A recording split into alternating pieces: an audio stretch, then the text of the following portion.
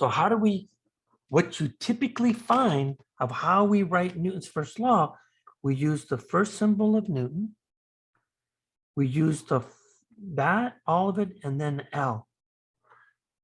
So what we call Newton's first law, it's very common to write an acronym for it. And so N is for Newton. First, we use 1 and then L. So this is N1L. Why are we studying Newton's first law? In chapter 1, objects accelerated for mysterious reasons.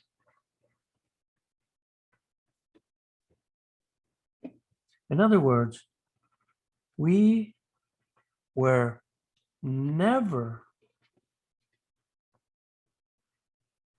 told why objects accelerate.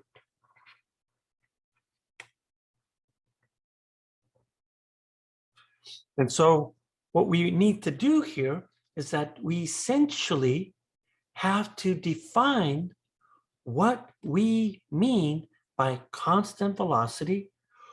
What do we mean by changing velocity? To properly do this, we must,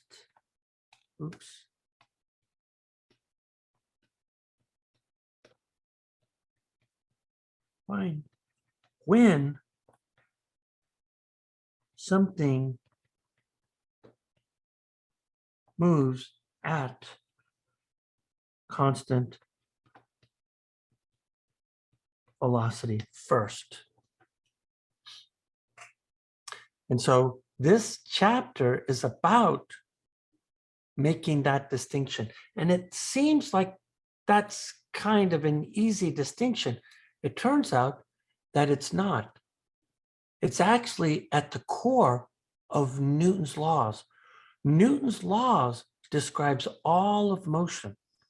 It describes 90% of the stuff that you see on a daily basis. So it's Newton's laws that really tell us what is actually happening. So here's what we'll do. I'll give you a summary.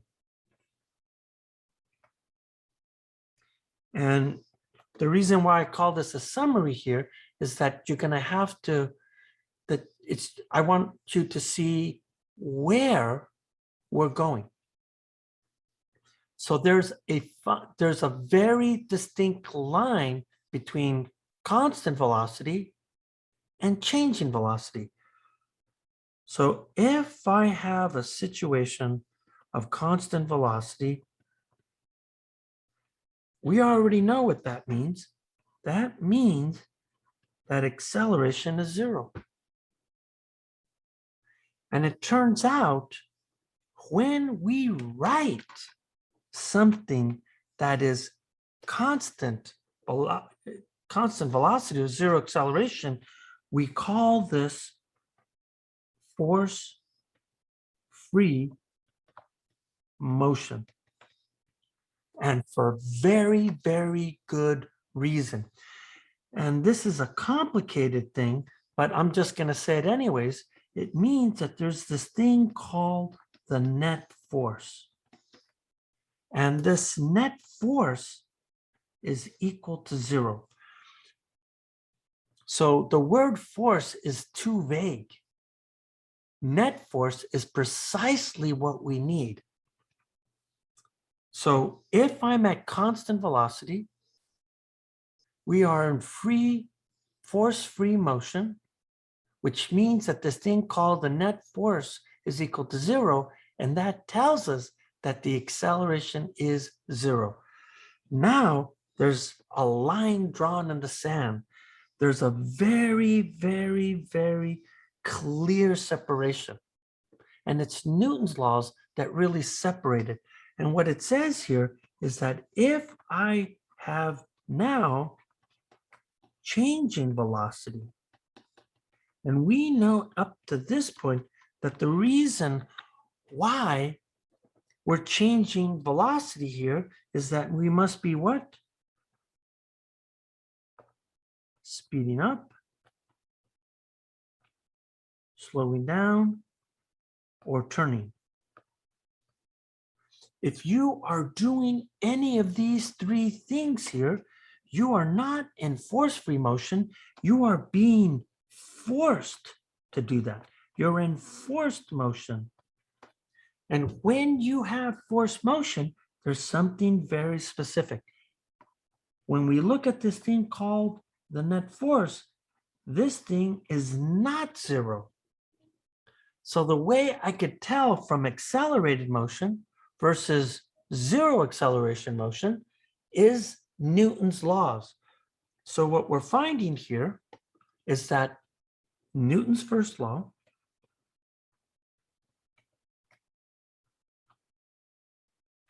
which again, remember, it's N1L, tells us about states of force-free motion. That's what Newton's first law tells us. So here we go. So I'm going to do this in a long-winded way because I think there's a lot of really interesting physics here. So here we go. What does N1L tell us? A lot of people think that Newton's first law is sort of like this secondary law that's already encased in Newton's second law, which we'll talk about after we finish this. And it's not. It's a very, very deep law. And here we go. Here's what it does here. So the first thing that it does is it defines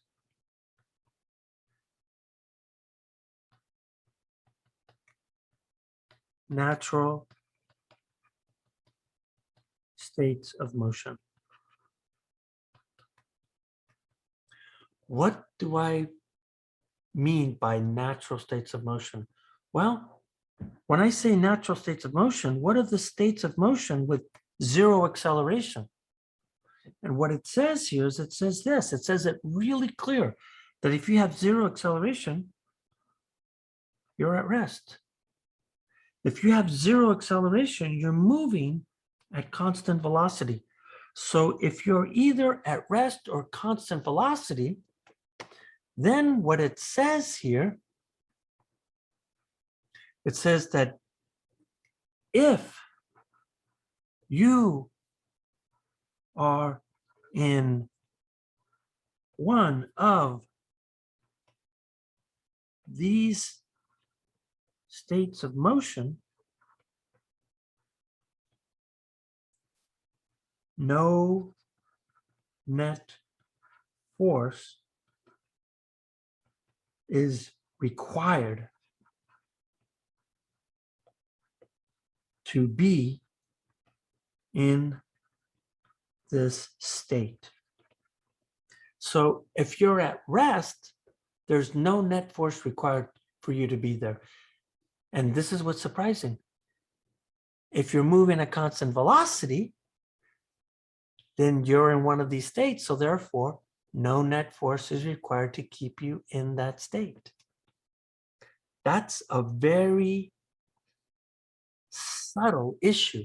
And one of the reasons why that's going to be so subtle here is that people are sloppy with everyday language. And it's the everyday language that's going to cause grief for people. But there's a second thing that it says, and this is a really important one. Newton's laws are only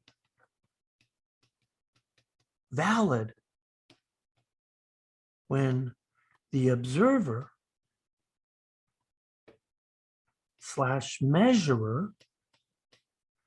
So if you're observing something, you're a measurer. That means you can measure whether that person is speeding up, slowing down, or turning, or being at rest or constant velocity.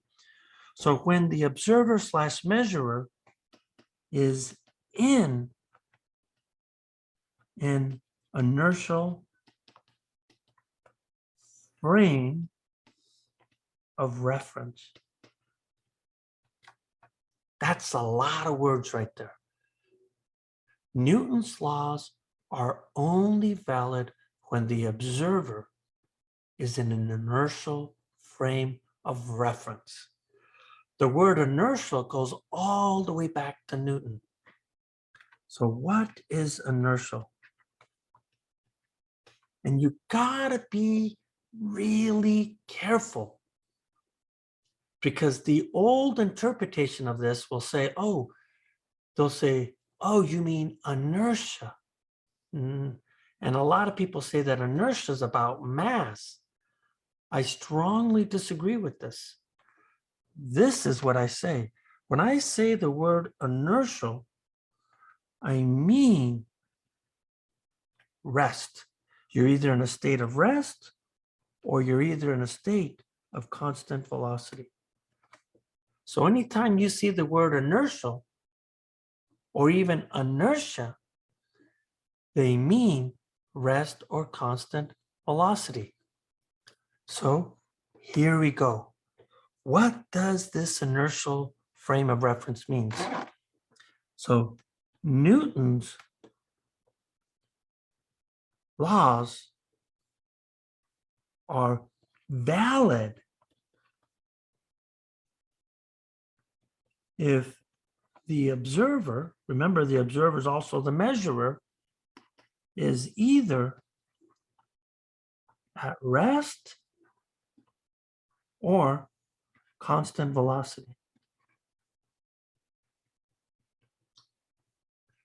So that means if you're seeing a car speeding by, if you are at rest relative to the ground, right? So in this case, what are you doing? You're standing on the ground. You're at rest,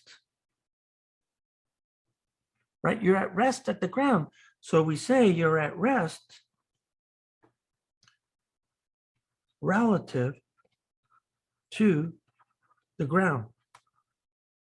You are an inertial observer. On the other hand, if you're driving your car,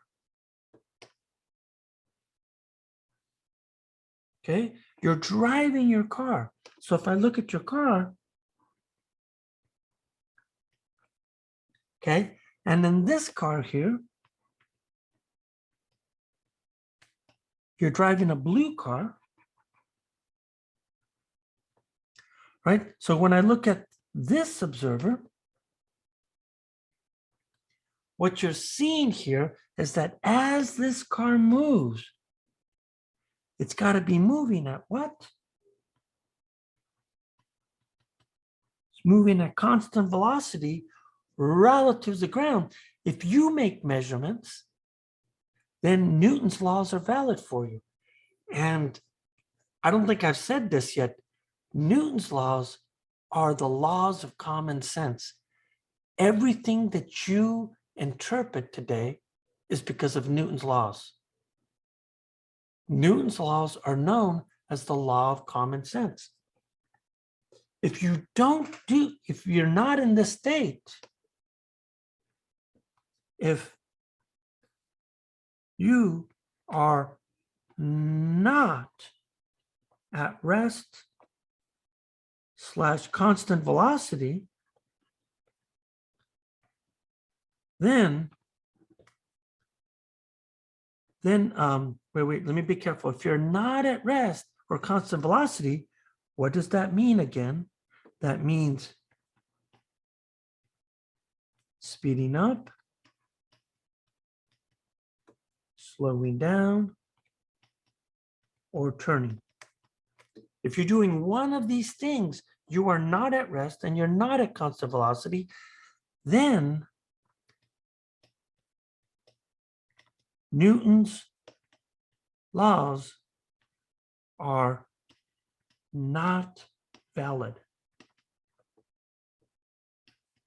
for these observers. In other words, you will not be able to reason common sense as to what is going on. So that's the two biggest things that Newton's law tells us. It defines natural states of motion. If you're at rest or constant velocity, no net force is required. And then it defines these inertial frames of reference. Inertial means what? Rest or constant velocity. It's about the frame of reference. So if you're standing on the ground stationary, or if you're moving in your car at constant velocity relative to the ground, then Newton's laws are valid. Any measurement that you make, anything you observe is in terms of these common sense laws here. However, if you're not, you're speeding up, slowing down, or turning, Newton's laws are not valid for you.